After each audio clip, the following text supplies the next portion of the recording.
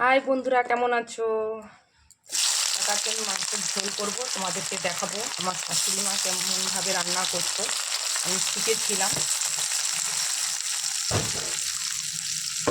অনেকদিন এই রান্নাটা আমি করিনি। কালকে রান্নাটা করছিলাম, করতে করতে কেটে গেছিলো। কীভাবে কেটে গেছিলো জানি না। আমি খুব আফসোস হচ্ছিলো যে 6 মিনিট ধরে ভিডিওটা করলাম এত কষ্ট করে, আর ভিডিওটা কেটে গেল। তো কালকে বানাতে পারিনি, আজকে তোমাদেরকে দেখাবো। আমি যেহেতু আগে থেকে আলু আর ফুলকপি ভেজে তুলে রেখেছি, এটা তোমাদের দেখালাম না, লাস্টে তোমাদের সাথে তো শেয়ার করবো।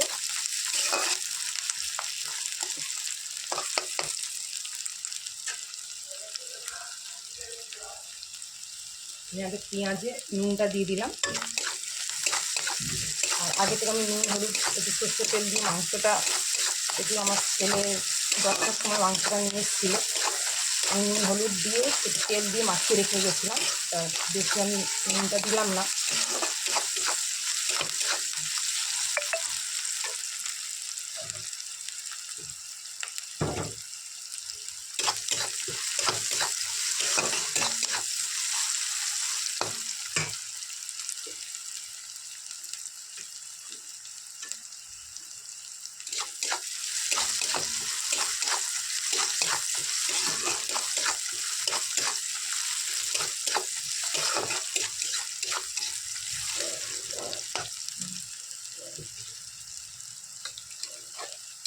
তখন মাংসটায় নুন হলুদ মাখিয়ে রেখে গেছিলাম, দিয়ে দিলাম পেঁয়াজটা ভাজা হতে। আমি আর কোনো মশলা ভাজলাম না তেলের উপরে। এবারে সব কিছু মাংসটা কষা হলে, একটু ভাজা ভাজা মাংসটা হয়ে গেলে এর উপরে সমস্ত মশলা দেবো।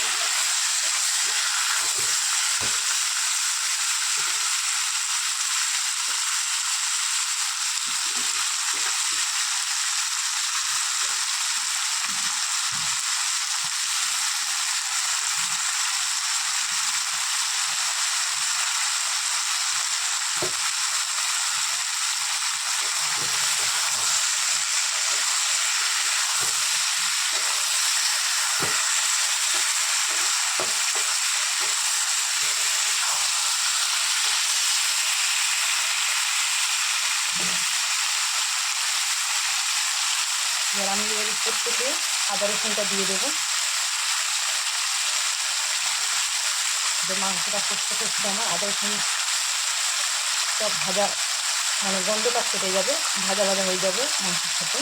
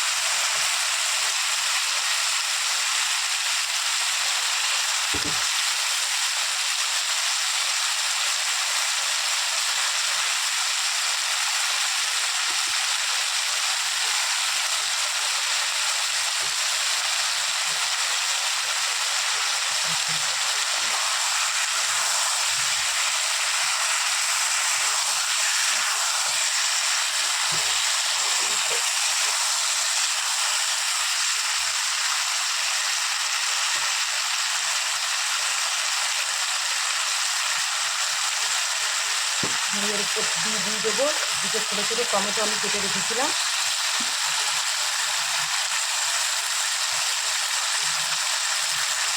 টমেটোটা দিয়ে দিলাম, দিয়ে আবার একটুখানি এটা নেড়ে নেবো, নাহলে টমেটোটা সিদ্ধ হবে না, ওটা ফুটে যাবে। আর মাংসটা করতে করতে টমেটোটা পুরো সিদ্ধ হয়ে যাবে।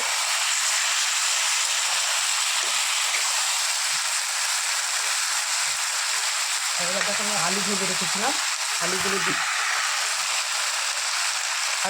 দিলাম।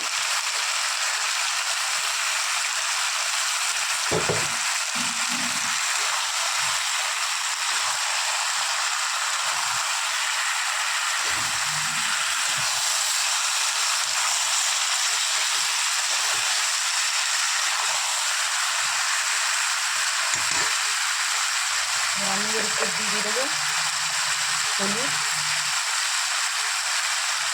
যেহেতু আগে থেকে হলুদ দেওয়া ছিল সেজন্য হলুদটা আমি বেশি দিলাম না।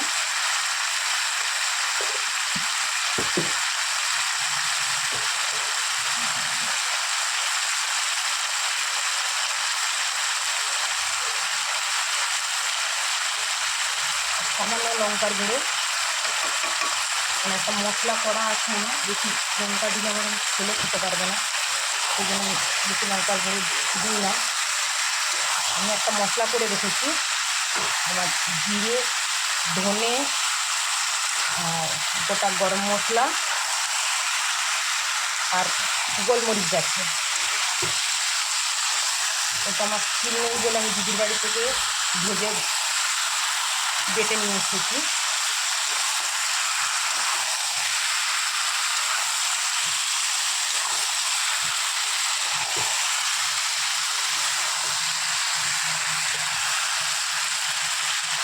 আর দেখেছো তোমরা সবাই, আমি দেখালাম খুব অল্প তেল দিয়েছি আমি মাংসতে, কোনো একটা তেল দেবো না। আমার থেকে তো আমার শাশুড়ি মা আরও কম তেল রান্না করছে।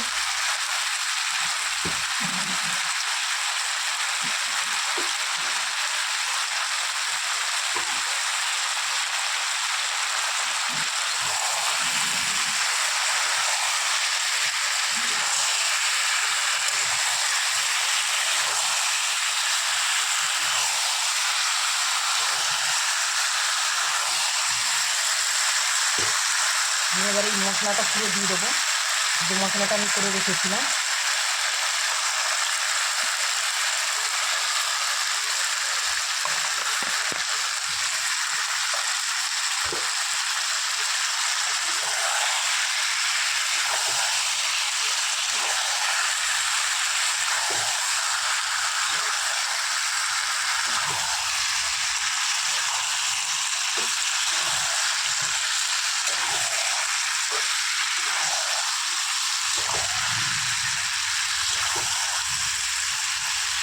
আবার আসছি তোমাদের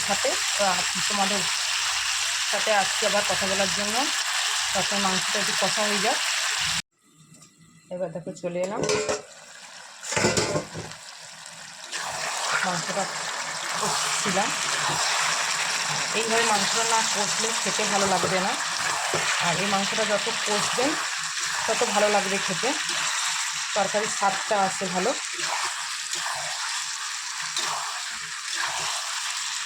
আমরা তো সবাই কী করি এখন, মশলা ভেজে তারপরে মাংস দিয়ে তারপর কষতে থাকি।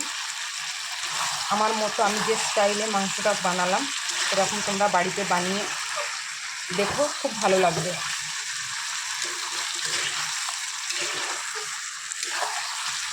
মনে হবে যেন আগেকার মা মাসিদের হাতে রান্না খাচ্ছি আমরা।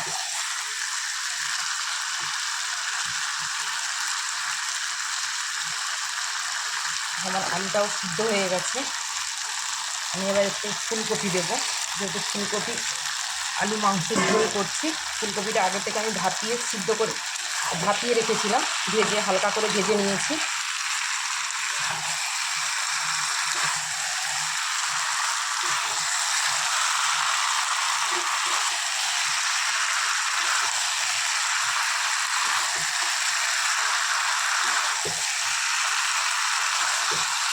আর তরকারি যত কষবেন তত টেস্ট আলাদা লাগে। দেখো আমার তরকারির কালারটা অন্যরকম চলে এসছে, খুব সুন্দর লাগছে কালারটা।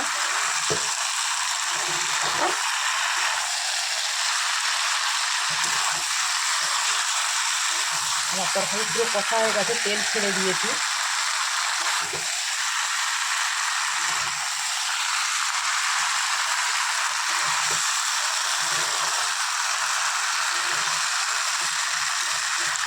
আমার কড়াটা যেহেতু ছোটো তো একটু নাড়তে খুব অসুবিধা হচ্ছে।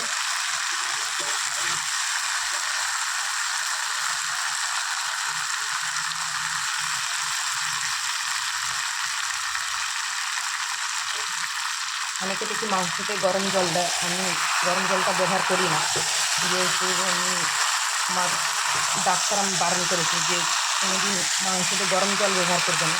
হ্যাঁ, খাসি মাংস হলে একটু গরম জল ব্যবহার করি, কিন্তু আমি মুরগির মাংসতে একদম গরম জল ব্যবহার করি না।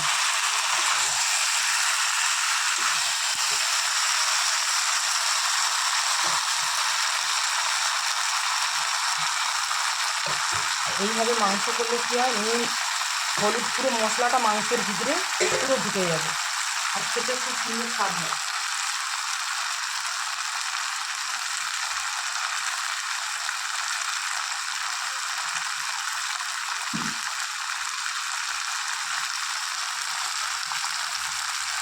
সবাইকে বলবো যে কেউ ভিডিওটা স্কিপ করে দেখো না, ফুল ভিডিওটা ওয়াচ করবে। যারা আমার নতুন বন্ধুরা রয়েছে, আমার চ্যানেলটাকে সাবস্ক্রাইব করে আমার পাশে থেকো। আর সবাইকে অনেক অনেক ভালোবাসা। আমি কদিন কারোর লাইফে কারোর ভিডিও দেখতে পাচ্ছিলাম না, আমি কালকের থেকে আবার শুরু করেছি ভিডিও দেখা, লাইফে যাওয়া। অনেকের কাছে যেতে পারছি না, কেউ কিছু মনে করো না, আমি ঠিক চলে যাব। আমার একটু প্রবলেমের জন্য কারোর লাইফে আমি যেতে পারছিলাম না।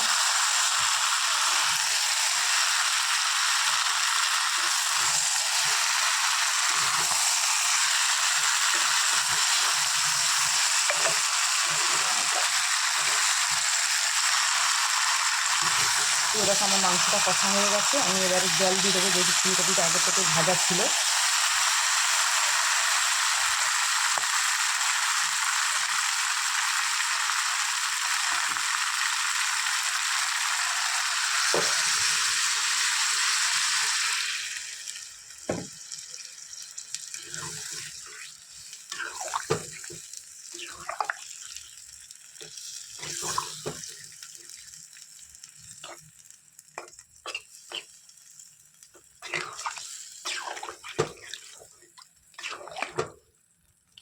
আরও একটু জল দিতে হবে।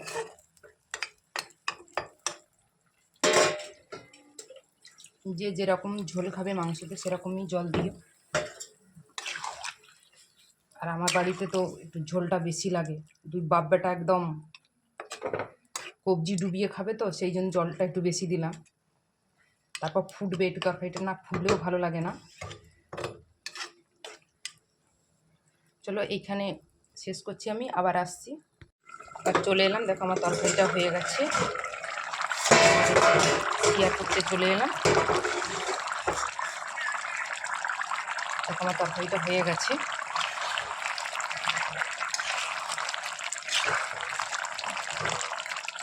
আমি এর উপর দিয়ে এবার ধনে পাতাটা দিয়ে দেব। আর আমার মতো যদি এরকম কম তেলে কম মশলা দিয়ে রান্না করতে চাও, আমার মতো একবার রান্না করে দেখো, খুব সুন্দর লাগবে খেতে। আর তরকারির কালারটাও খুব সুন্দর এসছে। এটা আমার শাশুড়ি মা এরম রান্না করতো, আমি আজ প্রথম রান্না করলাম নতুনভাবে, এইভাবে রান্নাটা করলাম। আর যেহেতু আগে আমি মশলা কষে রান্না করতাম, আমি পেঁয়াজটা ভেজে নিই, তার উপরে মাংসটা একটু ভেজে নিই, তারপর মাংসের উপর দিয়েই মশলাটা কষেছি। আর সবাইকে বলবো অনেক অনেক ভালোবাসা, এতটা আমায় সাপোর্ট করার জন্য, আমার পাশে থাকার জন্য। সবাই ভালো থেকো, নিজে নিজে খেয়াল রেখো। সবাইকে টাটা। আর সবার জন্য আমার বুক ভরা ভালোবাসা থাকলো। দেখো আমি ধনে পাতা দিয়ে মাংসটা নামিয়ে নিয়েছি, দেখো কত সুন্দর কালার এসছে।